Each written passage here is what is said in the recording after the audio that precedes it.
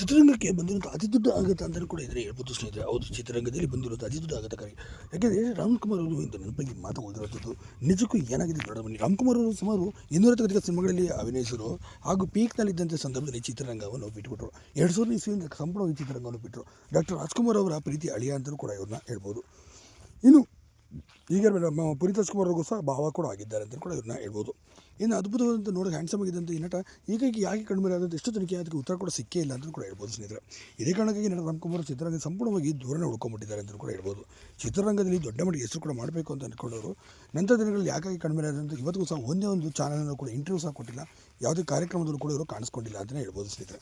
ಆದರೆ ರಾಮ್‌ಕುಮಾರ್ ಅವರು ಅವ್ರದ್ದೇ ಆದಂಥ ದೊಡ್ಡ ಮಟ್ಟಿಗೆ ಹೆಸರು ಕೂಡ ಮಾಡಿದ್ದಾರೆ, ಸಾಧನೆಗಳನ್ನು ಕೂಡ ಇವರು ಮಾಡಿದ್ದಾರೆ. ಇಂಥ ಅದ್ಭುತವಾದ ಕಲಾವಿದ ಇದೀಗ ನಟ ರಾಮ್‌ಕುಮಾರ್ ಅವರು ಕೇವಲ ನೆನಪಾಗಿ ಇಂದು ಉಳಿದಿರುವಂಥದ್ದು ನಮ್ಮ ಚಿತ್ರರಂಗದಲ್ಲಿ.